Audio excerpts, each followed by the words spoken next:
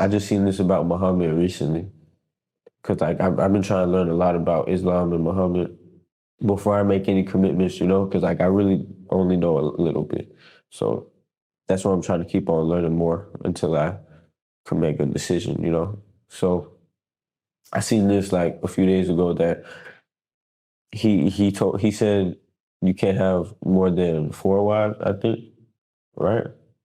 And I see somebody say that he had more than 4 wives.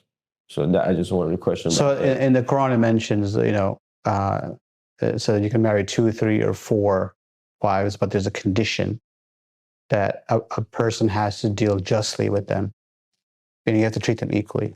Like if you buy a mansion for one, you have to buy a mansion for the second one. You cannot treat them unequally. Otherwise, there's severe punishment on the Day of Judgment for someone like that.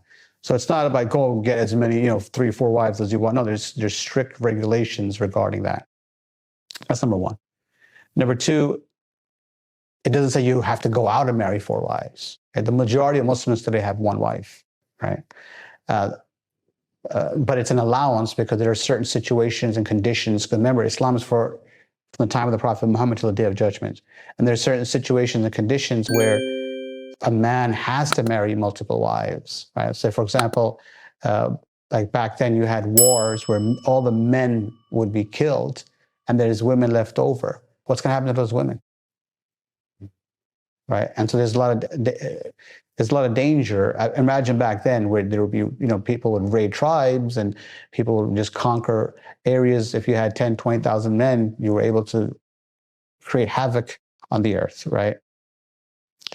And that's one. Number two, if you look at today, the world population, there are more women than men. So if every man were to get married, you have so many women left over, right? What's going to happen to them? Mm-hmm. Right? Who's going to take care of them? Yeah. Right? So in our society today, a man can have multiple girlfriends, can have an open relationship, they can have mistresses, right? 1/3 of the people in corporate offices today cheat on their spouses, right? Islam cancels all that and says that's not done in an honorable way. And a man doesn't take any responsibility when he does those things to women in that manner, that fashion. Islam says if you want to be with a woman, you have to take responsibility.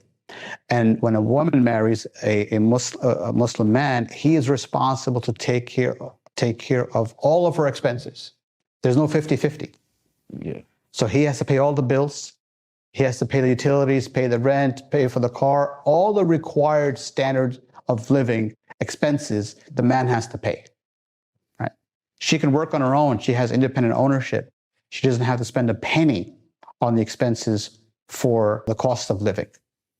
So when you say a man marry 4 wives, you understand what I'm talking about now. Yeah. It's you have to be a man, right? And have ownership of your responsibilities, right? Yeah. Now, the prophets and messengers, when they came, God revealed commandments for the community, and then there were certain exceptions made for the prophets themselves.